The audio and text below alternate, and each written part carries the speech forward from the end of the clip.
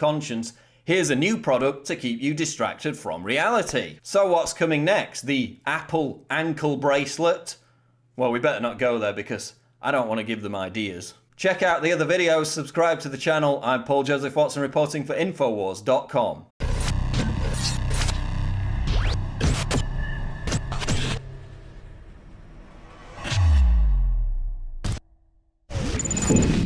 So the biometric Mark II buy and sell, is it the mark of the beast? Is it coming from Apple? Apple, whose logo happens to be the apple that Eve took a bite out of, the original sin.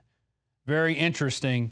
Also, you could say there's a lot of money riding on this technology. Go to Bloomberg here. Apple said to reap fees from banks in new payment system. And this is what I think is interesting. Currently, the tech company get a share of more than $40 billion that the banks generate annually from so-called swipe fees.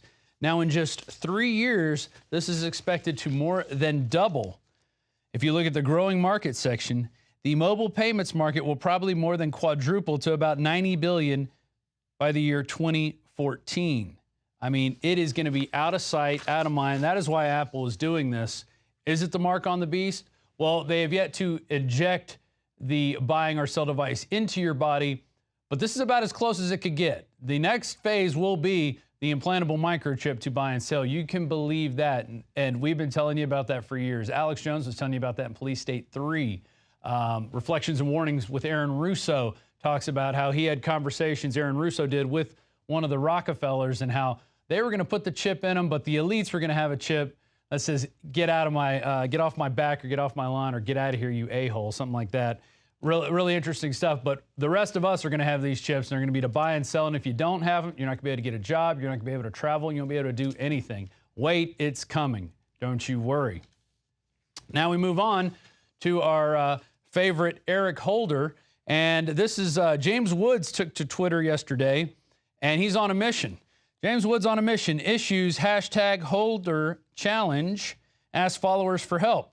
Hollywood actor James Woods has thrown down the gauntlet to America's Attorney General Eric Holder and dared him to condemn the brutal beating of 3 white men by a group of black hooligans as a racist assault and hate crime. You might have seen the video yesterday. One of the victims, in I think it was a Kroger parking lot, was hit with pumpkins. Actually, he was actually attacked by pumpkins. And Alex had the comment there, the guy just literally laid down and took it, didn't even go down with a fight. These kids going out there doing these attacks better watch it, because one day they're going to pick on the guy who's carrying that concealed carry gun in it, and it could be anybody. And it's probably going to be the old man that you think will be the easy target. My grandparents, one time, they had a timeshare condo in Florida, and some guys were messing with them at the beach. They went back up to their room. The guys followed them up to the room, started beating on their door, and it was getting dark. And guess what? They pulled out the revolver and fired a shot through the door. Guess what? The hooligans left, didn't bother them anymore. And that's how you have to handle these kids. You cannot show any mercy. You cannot show any fear, because you will get picked apart like a prey animal. Let's go into some of Woods' quotes here, some of his tweets. This is a direct challenge to Eric Holder. Are you, sir, going to Memphis, Tennessee to address the Kroger racial hate crime hashtag Kroger challenge? Here's another one. I've never asked my followers to do anything on my behalf before. Please retweet my hashtag Holder challenge to Eric Holder in previous tweet. Where are you, Mr. Holder? Racial hate crime of any kind is an abomination. Hashtag Holder challenge. There is no black in America. There is no white. There is only right or wrong. Racial hatred is wrong, period. Hashtag Holder challenge. And you could read the article for the rest of them. The article's title was in today's featured section. James Woods on a mission issues hashtag Holder challenge, asks followers for help. And while this is noble, I think we should be calling out Eric Holder on a whole host of other crimes. But going back to the racial issue, we have a clip from Alex Jones. This is a few months ago, talking about how Eric Holder thought everybody was against him and they're all racist because they actually want him to account for some of the things he was doing wrong. Here's that clip. Insanely, Eric Holder has come out and said it's basically racism that people are treating him with, quote, disrespect when he's ignored congressional subpoenas for 4 years. And he says no attorney general's ever been treated like this. I could dig up 3 today when I saw this clip in a few minutes online in the last 100 years that served prison time. The last one was John N. Minchell, served 19 months and died in prison due to his involvement in the Watergate affair. He was sentenced to prison in 1977, serving 19 months. I mean, I've got the Attorney General saying that never happened. Of course, this guy's as white as a snowflake, as bald as a cue ball, and as goofy looking as a rattlesnake. The point is that that's all they've got now is race card. You don't like Obamacare raping the daylights out of you? You're a racist. Don't want to turn your guns in? You're KKK, Hank Aaron says. Or if you don't like Obamacare, you're racist, Hank Aaron says. Hank Aaron?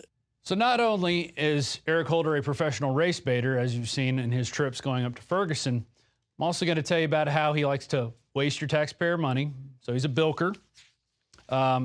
He's also a gun runner. And he's also a cover-up crime artist.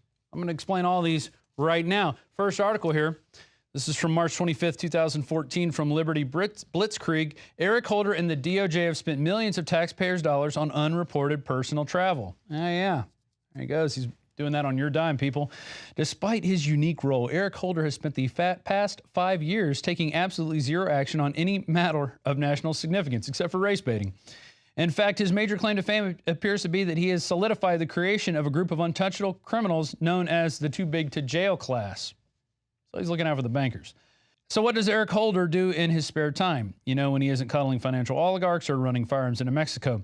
Apparently, according to a recent study from the Nonpartisan Government Accountability Office, he likes to hop on government planes for personal trips at cash-payer expense. Surf's up, suckers, and you could read all about that in the article. Of course, he doesn't know anything that's going on in his administration. And back in 2011, CBS News reported, it's from Cheryl Atkinson, ATF Fast and Furious Attorney General was briefed in July 2010. New documents obtained by CBS News show Attorney General Eric Holder was sent briefings on the controversial Fast and Furious operation as far back as July 2010. That directly contradicts his lying statements to Congress. I added the lying in. On May 3rd, 2011, so almost a year to when he was told about this, Eric Holder told the Judiciary Committee he's not sure of the exact date, but I probably heard about Fast and Furious for the first time over the last few weeks.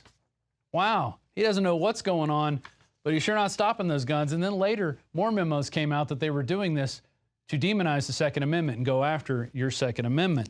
But we're not done. Back in the 90s, there was this little thing called the Oklahoma City bombing. And at one point, Jesse Trinity's brother, Michael, was arrested, and they thought this guy looked like one of the people Timothy McVeigh was hanging out with, so they basically killed him in jail, even though he had nothing to do with the Oklahoma City bombing. Well, Eric Holder actually turns out was running a cover-up of that murder because if people started probing into that murder, they were going to see what really happened. Here it is from 2008, Paul Joseph Watson and Alec Jones. Obama's Attorney General nominee had a role in OKC murder cover-up. Leaked DOJ memos shed new light on the role of Barack Obama's Attorney General nominee Eric Holder in the cover-up of the death of Kenneth Michael Trinidu, who was tortured to death by FBI agents after they confused him with one of Timothy McVeigh's accomplices in the Oklahoma City bombing.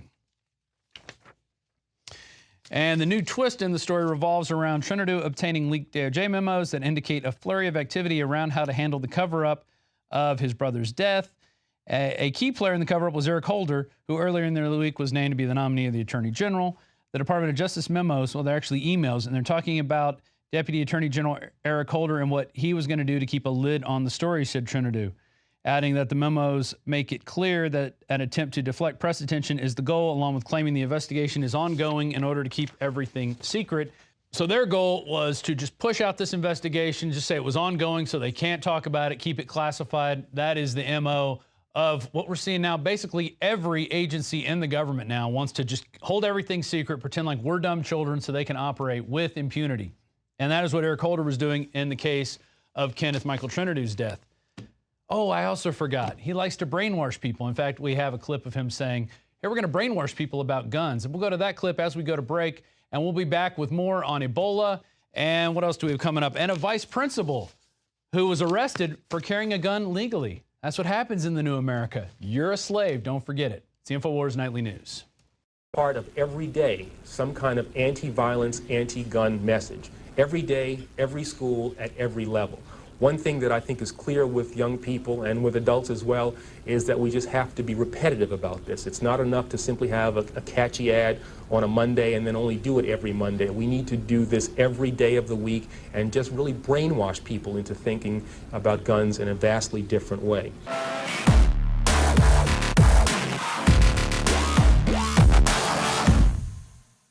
Celebrate the spirit of freedom and liberty upon which our nation was founded at INFOWARSShop.com. Molon Lave is ancient Greek for come and take it. This popular design combines both classic Greek Spartan imagery with modern M16 assault rifles. Now available in women's tees and proudly made in the USA. Celebrate the spirit of 1776 with the George Washington brass belt buckle or this incredibly sharp-looking 1776 hat. Badass. And be sure to check out the new arrivals at INFOWARS Life, where you can prepare your body to perform at peak levels with Survival Shield Nascent Iodine, Super Male Vitality, and Fluoride Shield.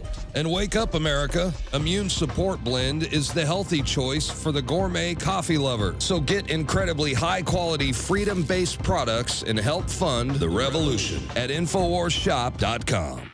The facts are in. The studies are legion. Sodium fluoride and other toxic members of the fluoride family are devastating the health and cognitive ability of the American people. So why are the social engineers adding it to the water? Simple. Dumb down the host population that the parasitic technocracy is feeding on. We may not have been able to get fluoride out of the water supply yet, but we can help to get it out of our bodies. I am extremely excited to announce the exclusive INFOWARS Life Fluoride Shield formulation, fusing 6 of the best documented ingredients from around the world to help the body remove not just toxic fluoride residues from the body, but a whole host of toxic substances. Let's take a stand against the globalists by blocking their poisons with Fluoride Shield. I use Fluoride Shield every day. Secure your Fluoride Shield and other pioneering formulations at InfoWarsLife.com today. Let's start cleansing our bodies now and support the info war at the same time. That's InfoWarsLife.com.